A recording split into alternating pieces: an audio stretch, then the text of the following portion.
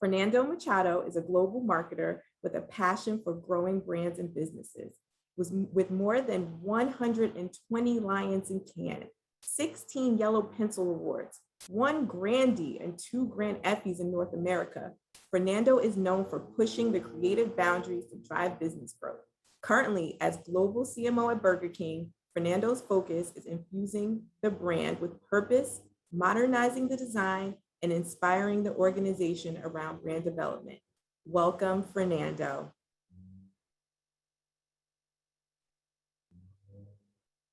Hey there. Hi, welcome. How are you doing? How are you today? I'm great. All right, I'm just gonna let you take it away. I was watching the previous panel. I almost feel bad interrupting. It was so much fun. Like, I hope you guys enjoyed as much as I did. Thanks, Brand Innovators, for having me again. Like, it has been a while. I was looking forward to this event. I was like hoping to be like the first event of us going back to attending in person next time. I'm in New York actually, so I'm calling from my hotel. That's why you have like this weird light, like hotel lights are never great. So look, I put together a couple of charts here for you today. I think it's my first like Brand Innovators presentation on my new job. I moved from Burger King to Activision Blizzard around 6 months ago. I was always like a big fan of gaming since I was a kid. And when the opportunity came to work on this industry, I could not say no. You know, like I have had like amazing a little bit over 7 years of like such a great experience at Burger King. It was not even just Burger King. We also had like Popeyes and Tim Hortons. That was RBI. I feel very fortunate to have left like a very strong team working there. So we're going to continue to see some cool stuff coming from those folks. But now I have my new journey 6 months in on video game. And it's kind of funny because when I told my friends I was making the move, like they were like, oh, that's really exciting. They know that they knew that I always liked video game to start with. So it felt very natural. But it's funny because like they were like asking me like, how do I see the industry? How do I think about the industry? And then I came to realize that, at least on my circle of friends, like, and even though people are like in the industry or like working marketing, some work in advertising, people don't realize how big and how evolved the industry is in terms of gaming. You know, like I tend to tell people, to ask my friends, like, what do you think is bigger? Do you think gaming is bigger, or do you think the music industry is bigger? And they're like, of course, music's bigger. And I asked them, like, what do you think is bigger? Do you think like movies is bigger, or do you think gaming is bigger? And it's like, of course, movies is bigger. And in reality, is gaming is actually larger than movies and music together by a large chunk. So let me see if I can project my slides. I was struggling a little bit earlier today, so maybe you guys can confirm that you can see the slide. Someone maybe from the Brand Innovators team can like just give me like a head nod in case you can see. Oh, someone is talking to me on the chat. That's helpful too. Let me see if I can open the chat here. Yes, you can see the slides. That's awesome. Let me see, how do I close the chat now? Yeah, I did. Cool. So gaming is bigger than you think. And let me see if I can pass the slide. Yes, well, I mean, I will show you some videos that will have a little bit of violence, a little bit of blood.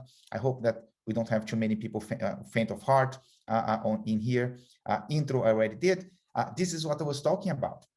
You know, we have an industry that's growing a lot and evolving a lot. And I think that most people don't even realize that that's the case. So I will, this presentation has kind of like 2 parts. I will talk a little bit about the industry to kind of like kill some misconceptions around gaming, which I thought would be helpful for you guys. And then I will talk a little bit about some of the stuff that you're doing. So the industry is huge. Like everyone plays. And by the way, I will talk about that in a second. Like today, there is no such thing as more like gamers. Everyone is a gamer, right? I mean, we have like 3.1 billion people playing games like worldwide. Like in the US, 3 or 4 people play. Like it's huge, huge, huge, huge. Just as an example, we launched Call of Duty Mobile around 2 years ago now, right? I mean, 2020, 2021, yeah, 2 years ago, and we have like more than 500 million people who downloaded the game.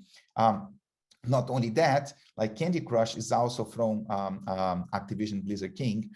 Candy Crush has 4.3 billion downloads and has 255 million monthly active users. That's insane, you know, like, and I don't think people realize that Candy Crush is so big. You know, it's a machine, like it's a company in itself, you know, in terms of revenue, in terms of the number of people working, and in terms of like the number of people that we can engage on a daily basis. That's another one that I love. Like when I saw this for the first time, I was like, are you sure about the numbers? But yeah, like the numbers are right. Like going back to my conversation with my friends around what do they think is bigger, right? I mean, obviously, if I ask my friends, like, what do you think is bigger in terms of box office and in terms of sales, Call of Duty or Star Wars, they will say, oh, Star Wars is definitely much bigger. And then you see the difference between Call of Duty, Warcraft, which is also a franchise from Blizzard, from Activision, and Candy Crush. You know, like those are like, it's like the size of those franchises is something that like maybe if I didn't work in the industry, or maybe if I'm not so into gaming, I would not realize how big they are. And you know, like the size of the industry and the size of the franchises is just part of the story. You know, there is another part of the story which has to do with the engagement. You know, if you think about the number of minutes or hours that people spend playing games per day or per month, and compare to other social media platforms, you will quickly realize that gaming is actually probably, like, I would dare to say, like the largest social media platform, even though it's like, it's not apples to apples comparison, but it's where today people come to meet. You know, like the industry evolved a lot from when Fernando was a little kid playing Nintendo by himself, playing Mario by himself. And then my mom would call me to have dinner. I would pause the game, go grab dinner, and come back and continue to play by myself or with a friend. Today, people meet at those virtual spaces. Like if you think about Fortnite, if you think about Call of Duty Warzone, if you think about Warcraft, like I play Warzone, which is Call of Duty, with friends. You know, like we meet there.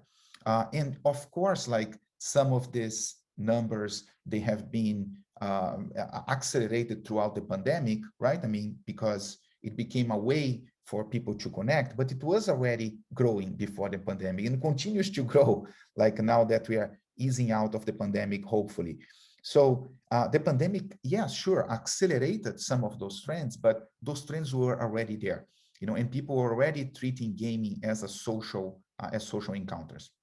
Gaming isn't just about playing games, it's also about watching them.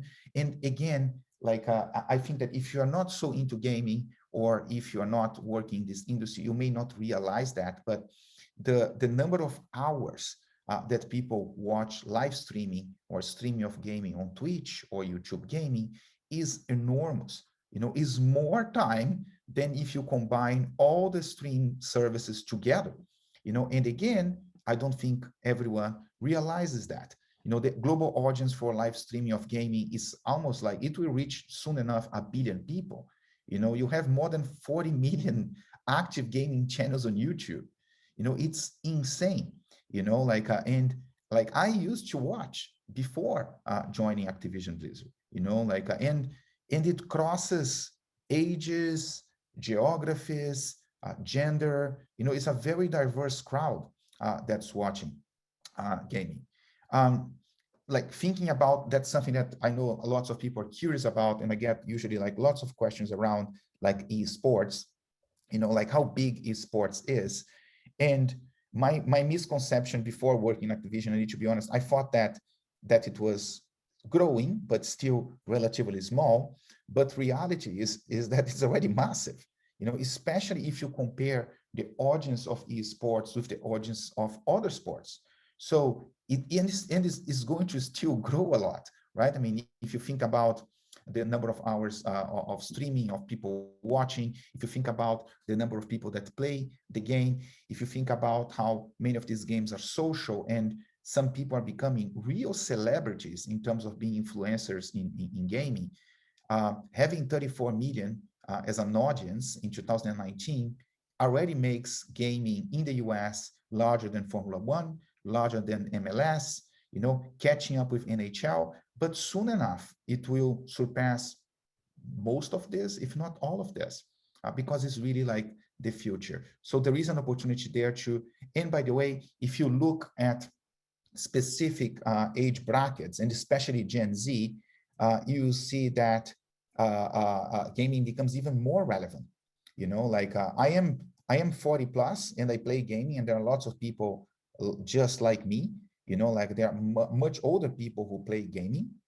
But when you think about esports specifically, you can really reach an audience that's very hard to reach, which is Gen Z, by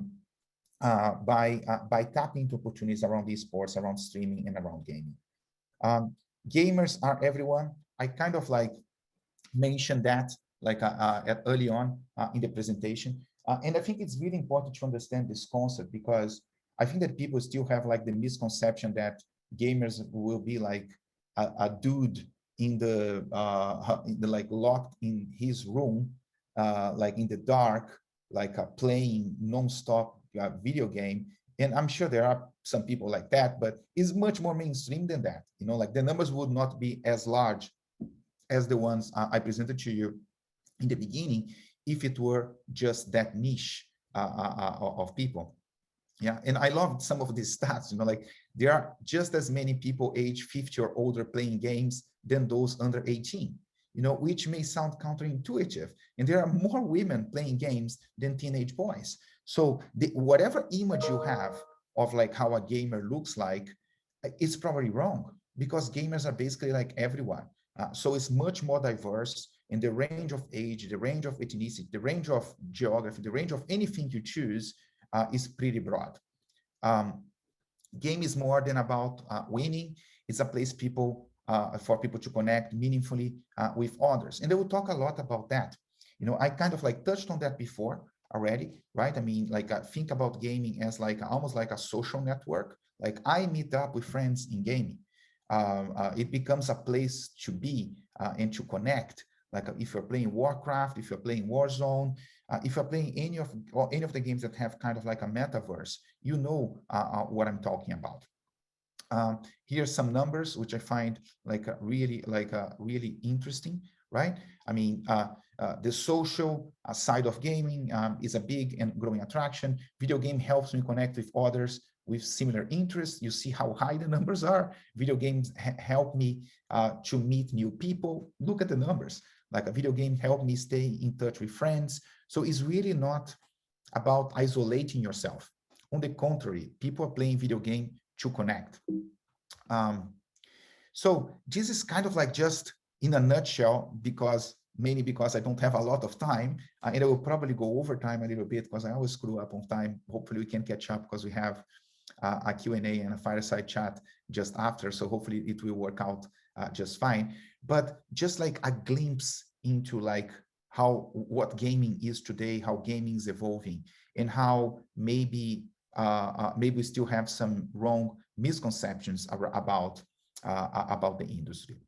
Then thinking about the work that we are trying to do here, and of course, I will touch back into like some of the trends and some of the things I just described, right? Before going into like projects and where we are trying to go from and to, like, I think it's important to understand what's the mission of Activision Blizzard King. If you don't know the company, it's basically like we have 3 business units. We have Activision. Main game for Activision is Call of Duty, which is a first-person shooter. We also have other games like Tony Hawk. We have Crash Bandicoot. But Activision, the biggest one is Call of Duty. Then we have Blizzard. On Blizzard, we have games like World of Warcraft or Overwatch or Diablo. And we have King, that the biggest game is basically like Candy Crush. So we have a portfolio of brands, of franchises. That's how we say it, right? And the mission that we have as a company is to basically connect and engage the world through epic entertainment. So it goes back to what gaming is becoming. Is connecting and engaging the world. It's a social space. And in terms of ambition, we really want to capture the hearts and minds of 1 billion players. Think about the magnitude and the size and the reach that the franchises can have, right? I mean, I did show some of the numbers. Candy Crush, 255 million monthly active users. In total, we are around 400, 500 today. Those are like public numbers. If you look at our previous earnings calls, I think that they are there. And the ambition is to basically double that. So how are we going to do this, right? I mean, and thinking about where we are coming from, which is a good place, right? I mean, Activision, Blizzard King have been incredibly successful over time, but surely because the industry is evolving, there are things that we can do even better. So also looking at where we are going to, and trying to describe to you in a simple way in the limited time I have, how we are tapping into some of the trends and some of the information that I presented to you first. So first thing is moving from being always thinking about the sales cycles to moving at the speed of culture. And this is really important because the more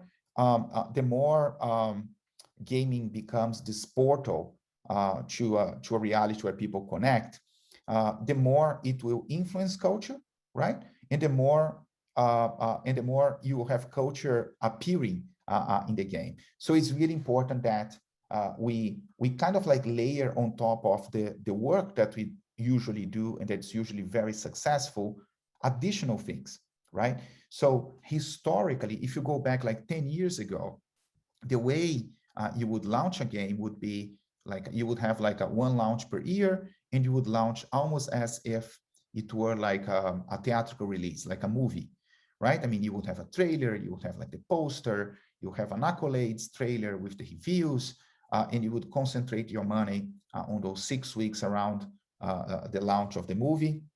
And then you would finish that and would start to work on the title for the next year. Now it's much more evolved than that. Now it's always on. You can download content all the time. You play live with your friends.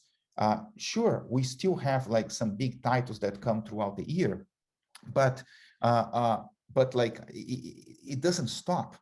I don't know how much you guys play, so maybe I'm explaining too much for some, but for instance, Call of Duty, right? Call of Duty has two pillars or two ways that you can play. You can play Warzone, which is our free-to-play, which is basically a battle royale game where you parachute, 150 people parachute on this island, and then this battle royale, the last one that survives wins, or the last team that survives, the last squad that survives wins.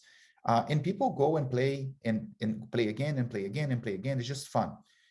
And then we have the premium title, which in this year is called Call of Duty Vanguard, which usually has a story mode where you play a story. It's like watching a movie.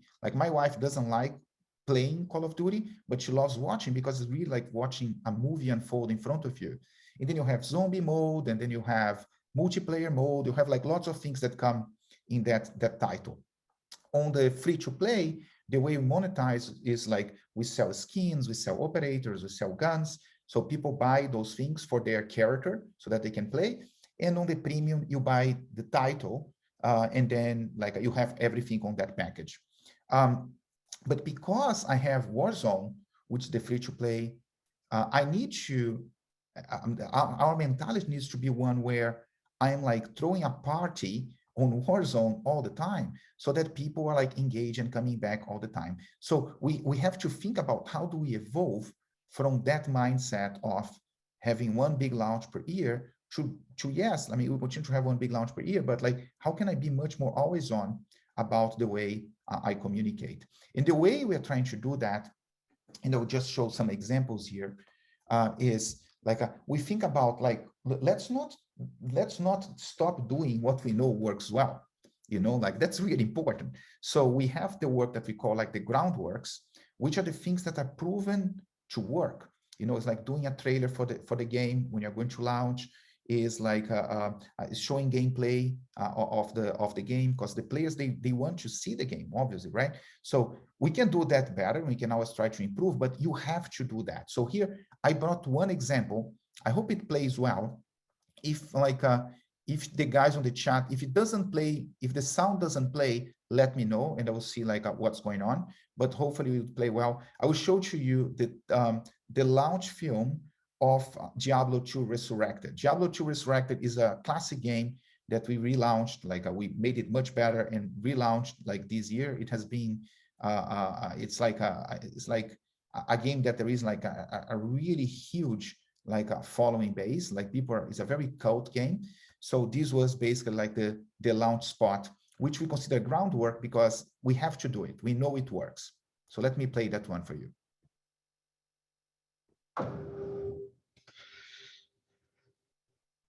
Forgive me, brother, for I have never sinned. Then why do you seek forgiveness? Because I am overcome with temptation. I want to sin. I need to sin. What acts do you wish to commit? I want to loot corpses and defile tombs. I want to perform rituals and gain immeasurable power. I want to let greed guide me to untold riches, but most of all, I want to bathe in the blood of demons. And why do you wish to do these things? There are signs of a second coming. I wasn't here for the first, but Diablo will be resurrected, and I want to face him. Doing evil against evil is not a sin. It's righteous. So I should. Go. Give in to your temptation.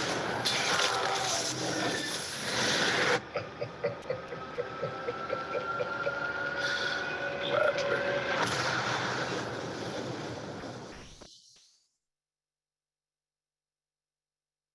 So a very, very successful product with a campaign that does the groundwork really well. Now think about Fireworks. Fireworks is like, okay, cool. Like you cover your base, you're doing the right things, you're doing the things you know work well. How can we do things that go above and beyond, especially like the audience that we know is captive to the game already, and we create things that will get talked about everywhere, even if you're not a gamer, you know, like, so that's kind of like one of the challenges we have, like how can we expand the horizons of gaming and do things that will capture even more players, like, or will grab the attention of people that may think that the game is not for them. And the example I have here is a campaign that we're launching today, actually. So I was very happy that like that the keynote was on Thursday, because I was dying to show this one. It's brand new. We launched it this morning. It's a campaign that we did for Call of Duty, for the Vanguard title that we are launching first week of November. And the thing is, the technology is amazing on these games. Like we use something that's called photogrammetry, which basically scans the environments like one-to-one. So when you are playing, it's a really immersive experience. It's very realistic. It's a game that happens during World War II, and we are showing all fronts, not just like the battle in Europe, which is usually what's classically presented. And we wanted to do something different, real, to show how amazing the graphics are without geeking out too much around the technology, which maybe if you're not so into game, you will not be interested. So this is what we did, and I'll just play the video for you.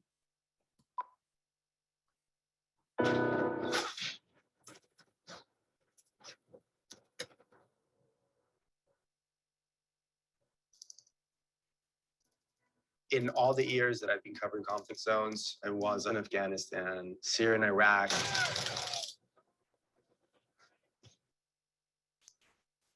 The first time I was at Lebanon in a city called Tripoli. I moved to Jordan. That was super shocking to me. I definitely think the Great Wars. World War II would be fascinating. I think that would be any journalist's dream. We've created a virtual camera. It's like a portal into the game engine. Not only does it transcend them into the game engine, but back in time, as if they were a photographer there in the period. Camera. Thank you.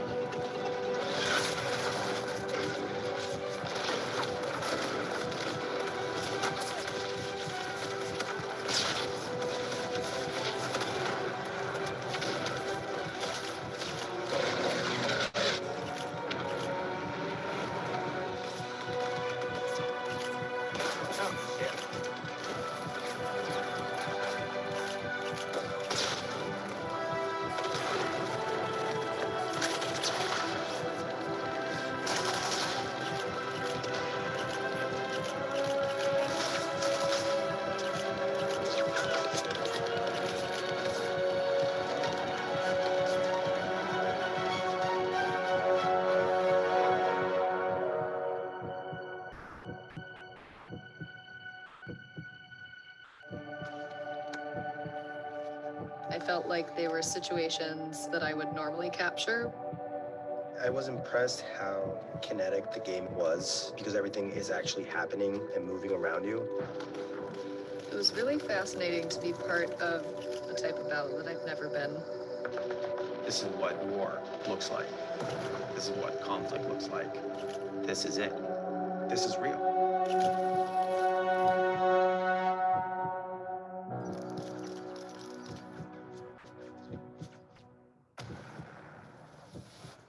So I need to be honest with you. I really love this campaign. It's kind of like one of the reasons why I was so excited about coming and working on gaming. You know, like you can blend technology, entertainment, and if you add a layer of creativity, you can do things that are like really amazing. And in this case, we are actually auctioning like the images. Like we have a partnership with like Bleaker Trading. So they are signed by the photographer. It's a limited edition, and we donate the money to the Call of Duty Endowment Fund. We have the Call of Duty has the largest private endowment fund in terms of like helping find high quality jobs to veterans. We are at the cusp of reaching 100,000 placements of veterans in high quality jobs.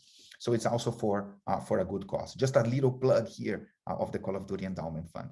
And then we also have like what we call Evergreen, which are activities and communications that they don't necessarily link to a beat in the plan. They are things that we always have to be doing. Just like on Burger King, like we always had to be talking about flame grilling. Like here, like for instance, we know that one of the main reasons people stop playing Call of Duty, just as an example, is that when they face a hacker or someone who's cheating on the game. So we are working constantly to ban people who hack into the game or to cheat on the game. And we need to constantly also communicate and advertise about these efforts that we are doing. So by the way, I strongly recommend that you do the same for your brand, no matter which category you're in. Try to identify what are the triggers and barriers, and maybe put a brief against some of them. And that's kind of like what we call Evergreen. And here's just like one example, which is an initiative,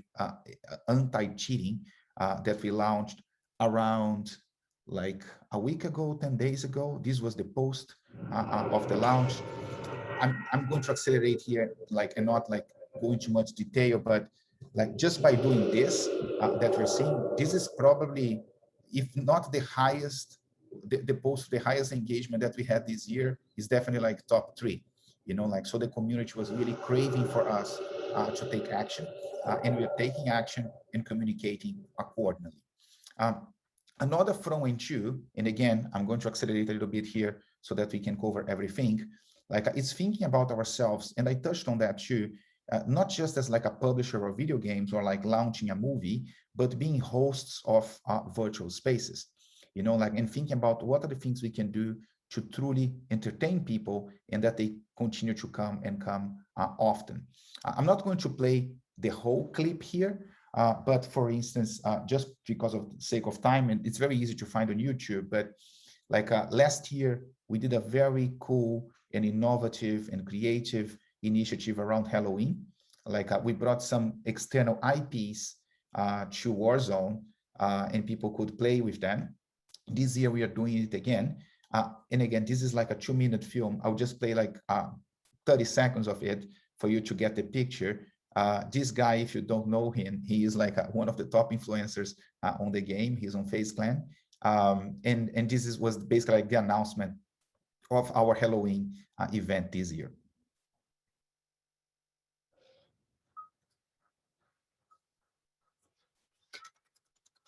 Got him.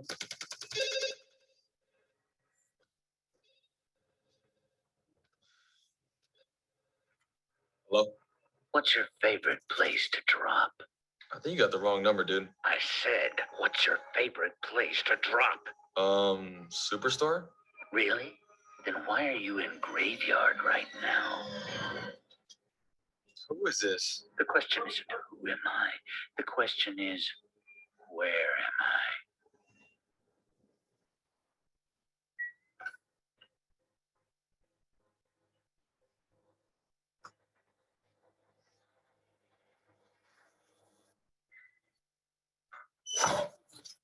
I? I think you get the spirit, right? But like this is again is a different way to think about gaming. Like it's not just like launching a box once a year. Like it's like we have to constantly entertain people and bring people, give a reason for people to come and play all the time. Escape from community and a portal into the community. I love this. This is a quote from the New York Times. Like at first we play video games because we were friends. Now we are friends because we played video games. Like which is so true. You know, it's exactly the way I feel about it as a consumer. And game is no longer viewed as escape from community, as a portal into it. So it's very different than the way it was before and the way it was perceived before. To the point that this year we launched, and this is ongoing in the US at the moment, we have a Candy Crush competition. You know what I mean? And again, Candy Crush is the typical game that people play by themselves. So when we organize a competition, we are bringing people together, and we did that in a very like TikTok, very social media type of way. You know, we have Khloe Kardashian as the host of the competition. We have the different states competing. We invited Doja Cat to participate. You can see Gronk is also part of that. We have like lots of influencers participating. The finale is coming end of this month. So like soon enough, we will see who is the best crusher in America. And again, like we do this because we see the trends that are in the marketplace. I will skip the next one.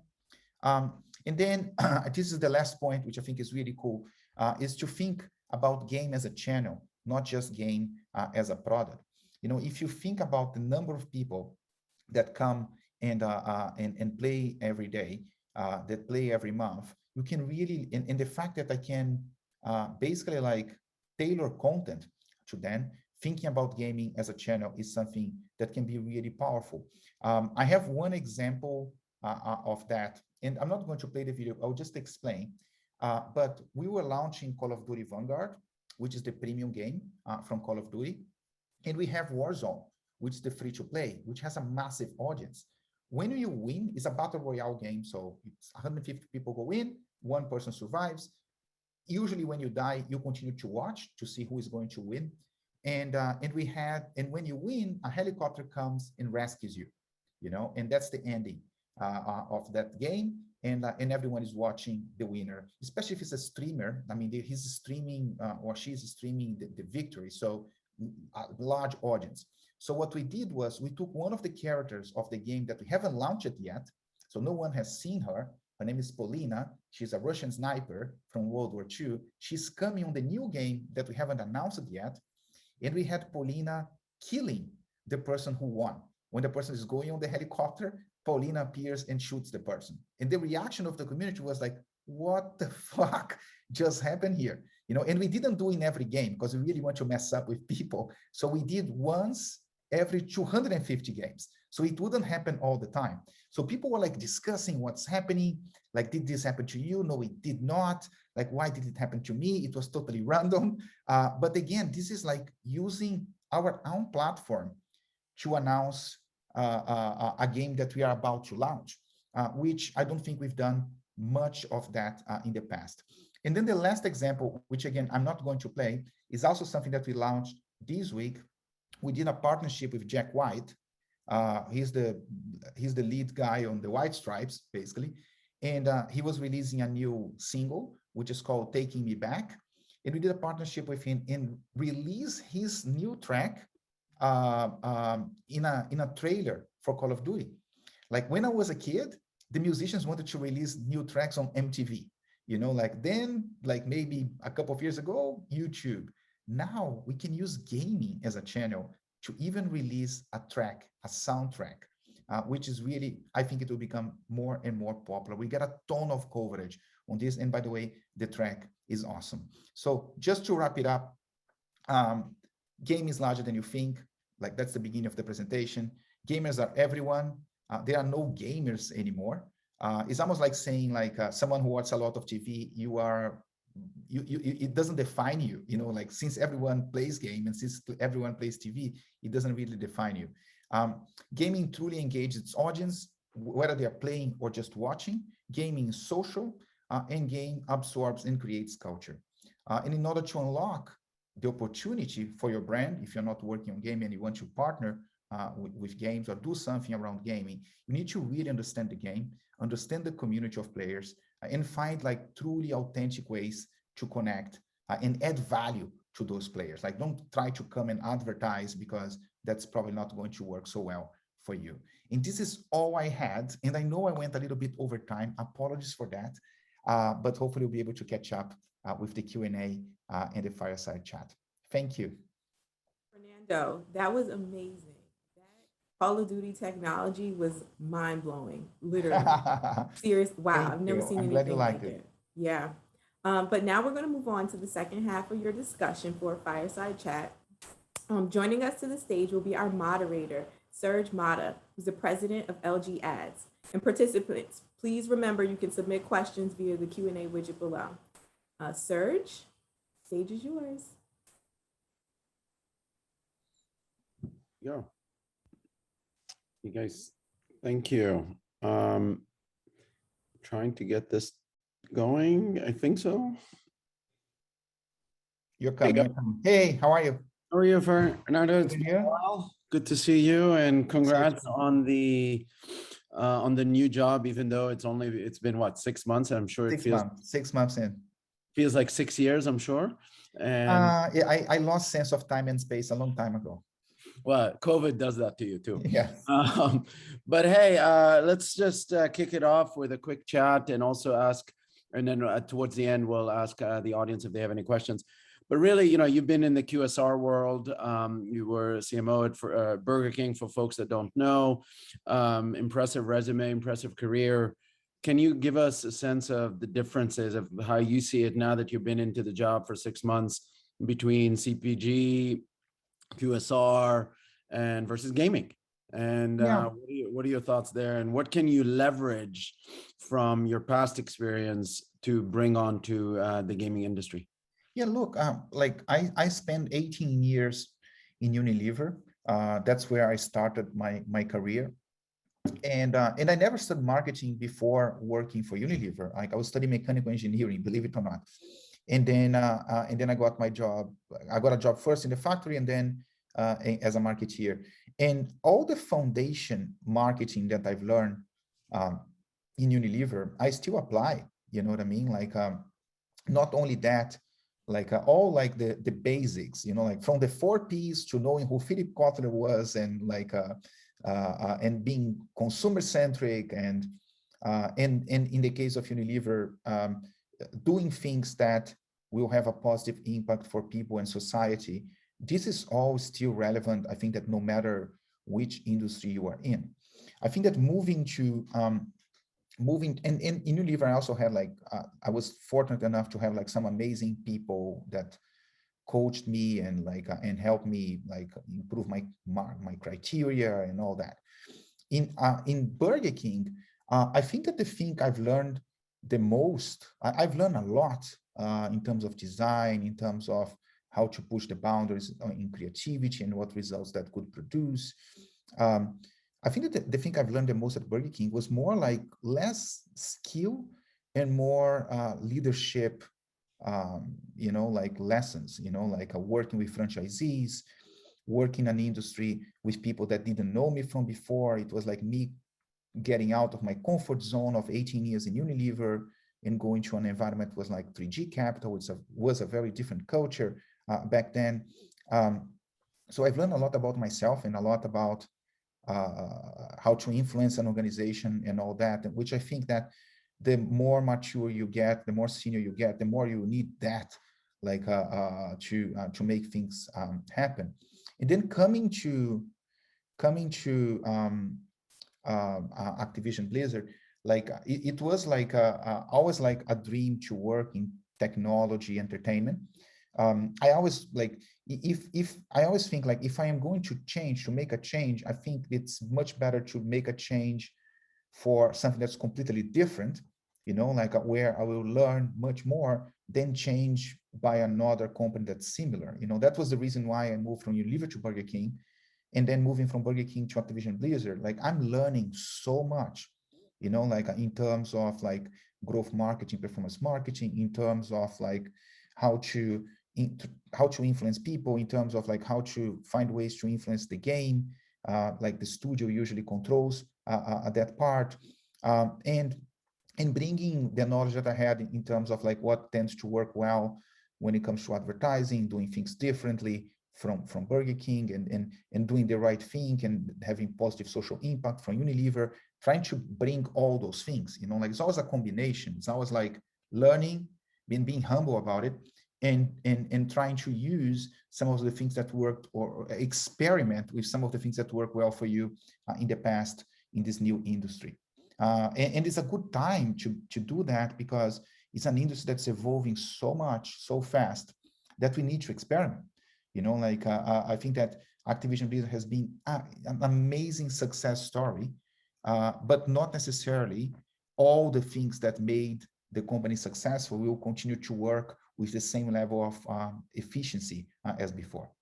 Oh, well, you're in the right category for sure. You could make the argument that gaming and connected TV are the two hottest things right now. So there's no doubt about it. I guess before we get more into the gaming, but if you look at your time at Burger King, what do you think are the main learnings, and what would you have done differently now that, there's always sensitivity, and, I've worked in the industry for a long time, especially in the QSR world, corporate, and how they handle, for example, franchisees, and the control that the franchisees have versus what corporate has, and who ultimately has the power, and how much change can you really impact in that kind of world.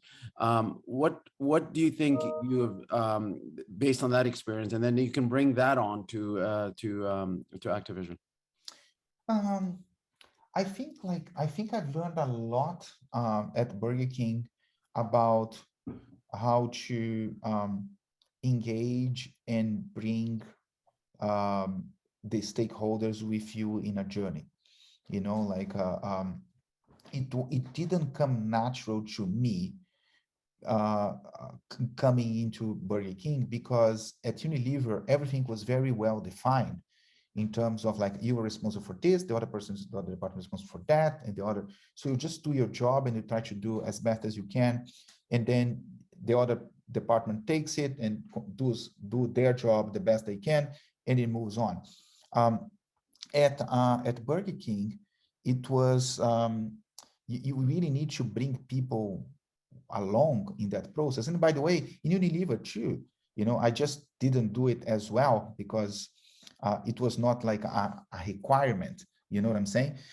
So coming into Activision, to me, it's obvious that they have been so successful, and and they're such a talented pool of people that I need to be super humble about the fact that I'm new to the industry, and that I have a lot to learn, and that's one of the reasons why I came, by the way, and bring people along on the eventual experiments and adjustments that I want to try. I think that's kind of one of the key things, and one of the things I probably spend most of my time. It's funny because people think oh, you guys do these crazy ideas and fun stuff and cool things, and they think that I spend most of my time doing that. But actually, I spend most of my time finding talent, nurturing talent, convincing people, setting a vision, and bringing people together, and building bridges between departments. The day-to-day is actually very different than what some people think it is.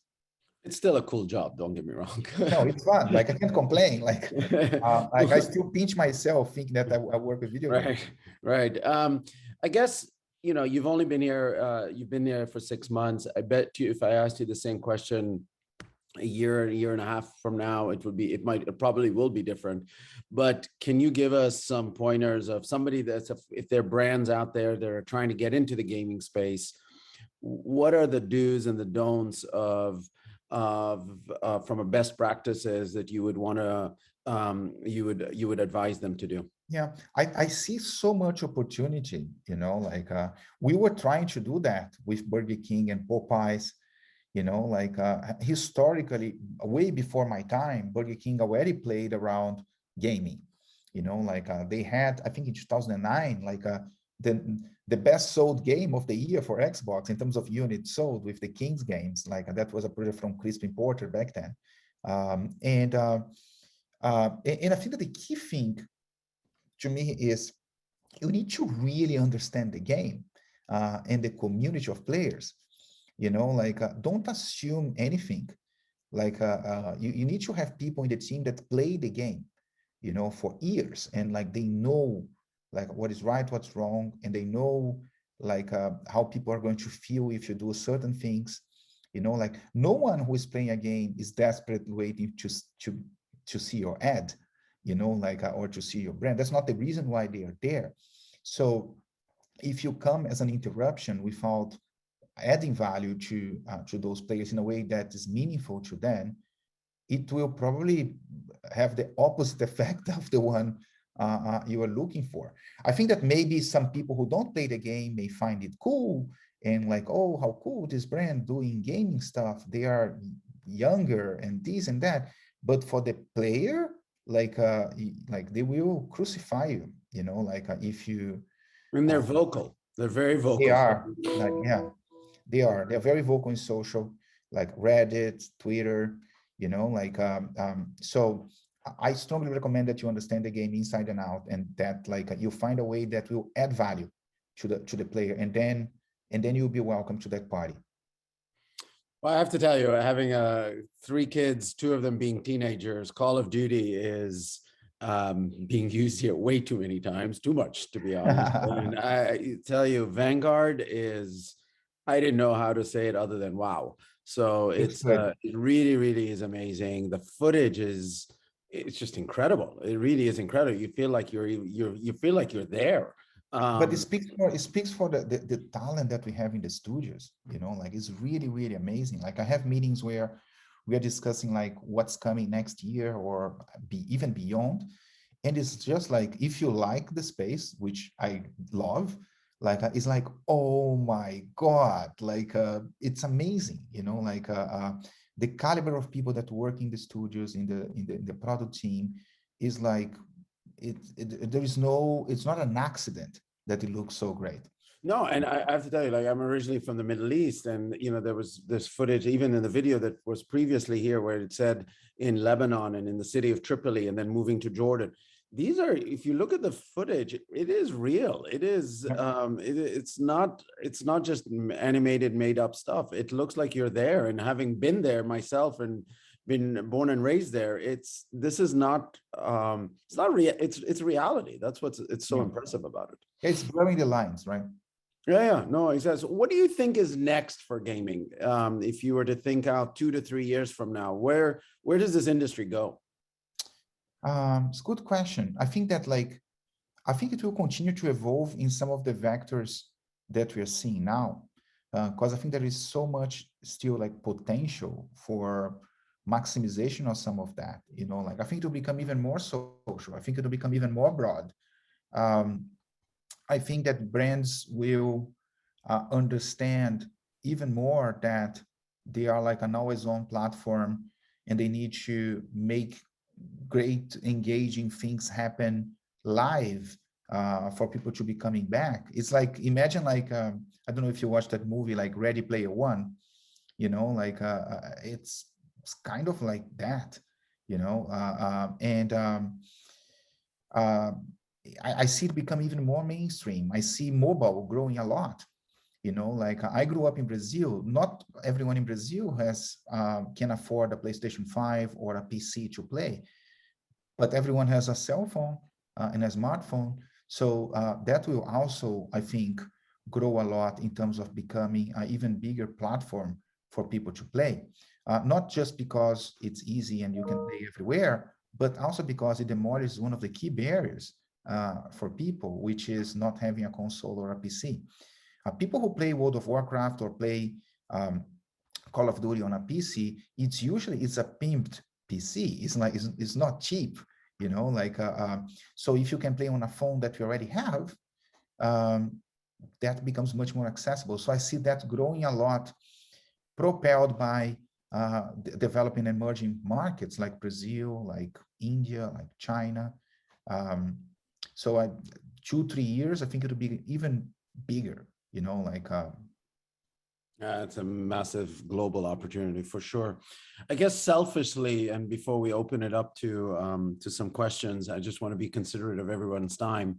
Is having being in the TV OEM space, in the connected TV space within LG, how do you see how do you see gaming reaching gaming audiences and and helping you guys as part of the OEM channel, and where do you see the OEMs playing within the gaming? Just nothing to do with LG, but just in general. Yeah, look, I mean, I think that in the case of gaming, like everyone, like usually the background of people working in gaming in management, not in the studio, it's probably coming from most people there to say have an experience either in entertainment or in some sort of digital tech background, you know.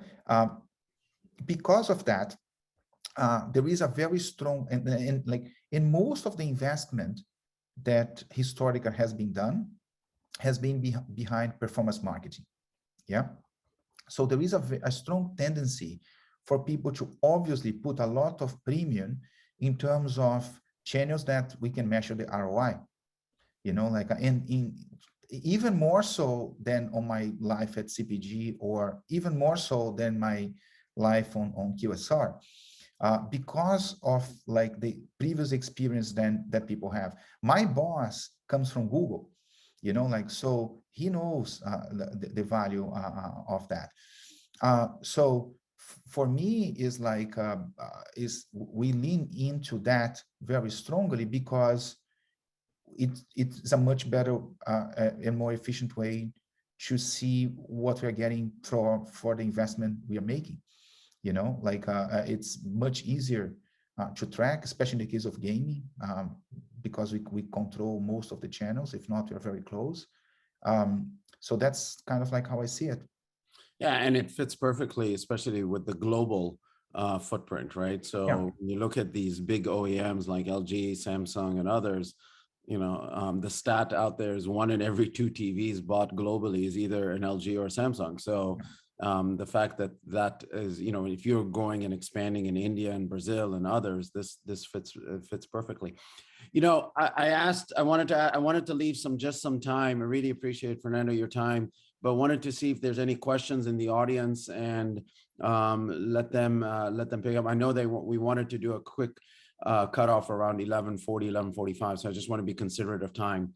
I don't know if the folks at Brand Innovators, if you can see if there's any questions, and if not, we can definitely ask a few more questions from Fernando. I think there was one question on the chat, which was, do you consider yourself a media platform for monetization or a brand? I see it as a brand, you know, like, and then you have like different ways to monetize. You can monetize microtransactions if you have like a free to play. You can monetize by selling the box, which is kind of like the premium game that we sell, which is not really a box anymore. Like you just download. Or you can monetize through partnerships, through using your game as a channel for advertising. You know what I mean? Like to me, like whether you are a media platform or a brand is not really apples to apples, because it's a brand that has different ways to monetize. Yep. I'm still waiting. Listen, there's some amazing content out there that's coming. I'm still waiting for you guys to get into that space. You know, look at the popularity of Squid Game on Netflix recently. I am convinced that you guys or somebody else is going to come up with a version of Squid Game anytime soon. So that'd be incredible, to be honest. It's a really fun series. It's crazy. There's another question that just popped up is, how do you address brand safety, media quality concerns for advertisers that wanting to get involved with gaming? Let me think. Like, I think that depends on like what you mean by brand safety, right? Because I mean, I think that you can achieve a good degree of brand safety depending on who you are partnering with, which title you're partnering with, and making sure that your brand appears on the light that you would like to have. You know, like I think that I would also think about what audience you are trying to reach. You know, like we have all the data about who we are reaching on a daily basis. So depending on who your target audience is, we will, if you were to partner, we would recommend, oh, maybe this title, maybe that other title, and then have a more like double click on the discussion in terms of like where your brand would appear. But I think it's much easier to control than maybe on YouTube or like, you know, like it's hard to compare, but you have a lot more control here. You know exactly who's playing. You have Yeah. a lot of, so no, I completely agree, especially from a brand safety perspective. Another question is that just came up is, does Activision have a preferred advertising platform when it comes to brand marketing, or does it depend on the initiative, digital, TV, out of home, etc.? I think it depends a little bit on the initiative, but because our product is like a digital product, like we have historically, we invested a lot in performance marketing, which is digital, basically. But for instance, I'm talking to you for like my hotel is like in Times Square here in New York, like literally outside there is a massive like a Call of Duty Vanguard billboard. You know, like so we do out of home. We have TV on air at the moment. In terms of like a Call of Duty Vanguard, just to give an example, but most of the investment goes in performance marketing digital today. Yeah, no, and it's also based on the audiences that you're trying to reach, for sure. Sure. It's much closer to the path to purchase, right? Yeah, no, for sure. Well, hey, I think that's all we had. I really appreciate your time. And again, amazing work, only in such a short time period, and looking forward to see what you guys do next. And all I know for sure, this household of mine is going to be playing Vanguard for sure, a couple of weeks for sure. So look, thanks for the opportunity. Thanks for the conversation. I hope people enjoyed the presentation. I hope to be back soon with Brand Innovators. Thank you so much. And thanks, Brand Innovators. Appreciate it.